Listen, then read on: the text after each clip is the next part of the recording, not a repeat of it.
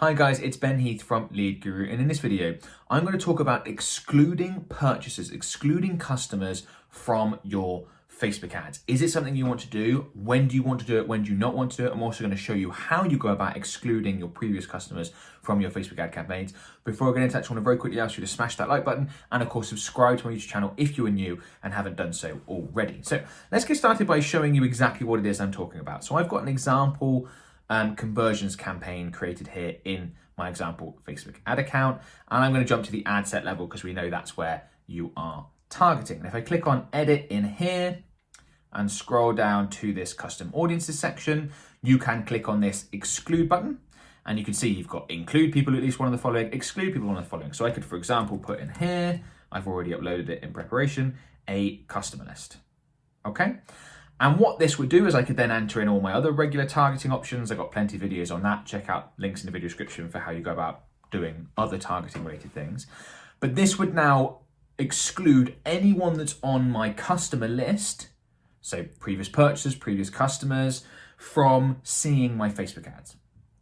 And of course, I've done this with the uploaded customer list, the CSV file, but you could do that based on the purchase event, web event, for example. Post iOS 14, I would usually recommend using now a customer list because you're going to be able to capture everyone. Well, not everyone because your match rates won't be 100%, but more people most likely that way. Whereas you have all the data holes, obviously, with the iOS users not being included based on the pixel data. But that's another way to go about doing this. This is how you go about doing it. And the reason why a lot of Facebook advertisers want to exclude previous purchases, people who've already bought from them, is because they think that's a waste of money. They think, if someone's already bought from me, either I only sell the product or one service that you only buy once, you never buy it again, or they already know about my business. When they want to buy from me again or buy other products of mine, they'll come back and they'll purchase. And I think that is honestly a little bit naive.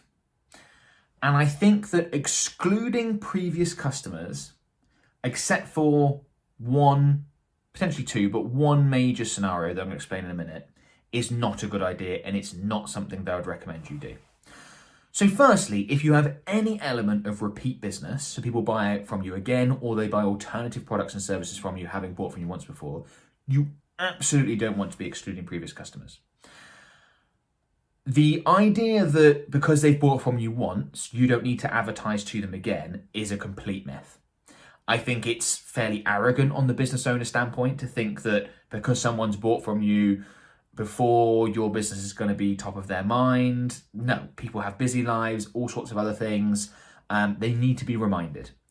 I'm sure you can think of scenarios where you've bought from a company or you've been to a restaurant or you've done something years ago, and then something will trigger it. Maybe someone recommends it. Maybe you're sorting the garage out and you, oh yeah, I forgot I had one of those. Or maybe it's an ad. Maybe it's an ad that triggers the memory and you go, oh yeah, I've been meaning to do that. I've been meaning to go back there. That was really good the first time we did it. I did really love that product. I'm going to go ahead and purchase it. That happens all of the time. But without the trigger, it's far less likely to happen. And advertising again, just because someone bought from you, just because they enjoyed your product, does not mean they're going to automatically remember you and therefore be able to go ahead and purchase and think immediately of you and purchase from you again. You need to get in front of them again, remind them. It's why advertising to warm audiences is so successful. So that's the first part. The second part is that even if you only offer a product or service that people buy once, putting your ads in front of those people has a number of advantages, even within a conversions campaign. Firstly, if they had a good experience, they might interact with the ad. They might comment beneath saying, oh, this product or service is fantastic, would strongly recommend you go ahead and buy it, that sort of thing, which is amazing. That really helps your conversion rate if people do that. It also might jog their memory to help them recommend to friends and family. So if, for example, someone has hired you for your service, let's say it's a new kitchen, for example, getting a new kitchen put into your home, and they hired you for that service, well, advertising to that person again is not a bad idea in the slightest, because they won't remember, oh yeah, that company was really good. We love our new kitchen. I know a friend of mine or my sister or whatever is thinking about getting some work done to their home and getting a new kitchen put in place. I'll send over the details. I'll forward this on. I'll tag them in the ad. I'll make sure they're aware of this company. If people have had a good previous experience from you, putting your ad in front of them will help trigger, for some, not a huge amount of these people obviously, but for some, that impetus to make that referral, make that recommendation. And then the other point I want to mention, that's sort of on the one side of the positives you get from it. The other reason why you may not want to exclude previous purchases is because the perceived downsides are actually really, really small. So a lot of people don't want to advertise to previous customers because they think it's a waste of money. But realistically, the percentage of your budget that is going to be spent on your previous customers is absolutely tiny. I mean, and if you're advertising to cold audiences here, the amount of people that are previous customers, let's say if you're advertising to 2 million people, unless you're an enormous business, is tiny. So it's only going to take up a fraction of your budget. So this whole like, I don't want to waste a lot of money advertising to people I don't need to advertise to is not really true. It might take up 1% of what you're spending on your Facebook ad campaigns. So if that is wasted, and I would argue it's not wasted. Okay, so that's the other side of it. So I mentioned there are a few scenarios where you do want to exclude previous customers, exclude previous purchases. The first is if you have tremendous market saturation.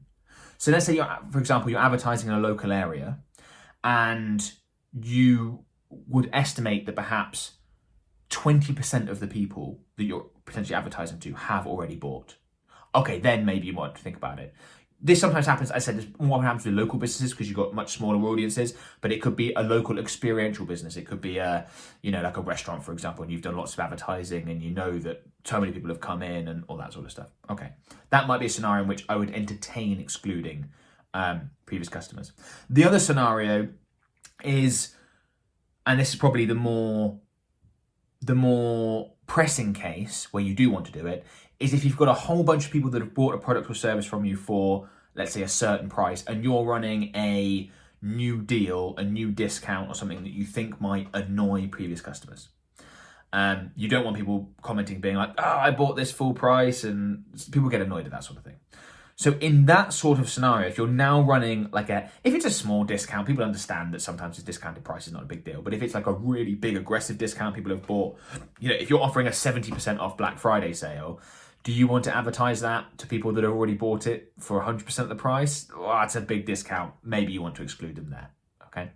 But by default, you don't want to exclude previous customers. To be honest, I'm not a big fan of exclusions full stop when it comes to Facebook ad campaigns. I don't think they tend to perform as well. It seems to get in the way of Facebook's optimization processes and the machine learning processes. So I don't like including exclusions.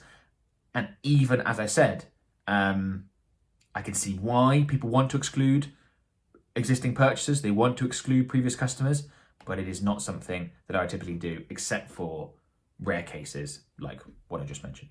Okay, hopefully that's been useful. Before you go, a couple of things I want to quickly mention. The first is a free webinar I've created called 3 Killer Facebook Ad Strategies to Double or More Your Revenue. And in this webinar, I break down 3 different sales funnels that you can use for very different types of businesses. There's no one size fits all with Facebook ads.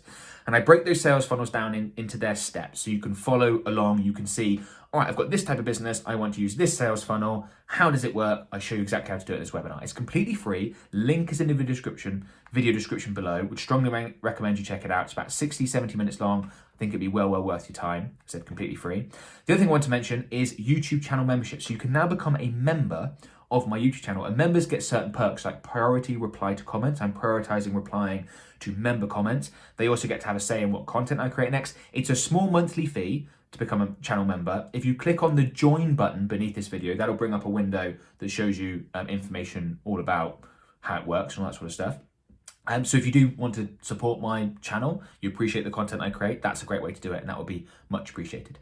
If this video has been useful, give it that thumbs up. As I said, don't forget to subscribe if you haven't already. Make sure you're staying on the edge of Facebook advertising related stuff and not falling into Facebook ads mistakes, traps, because there's a whole load of them that can really jeopardize your results.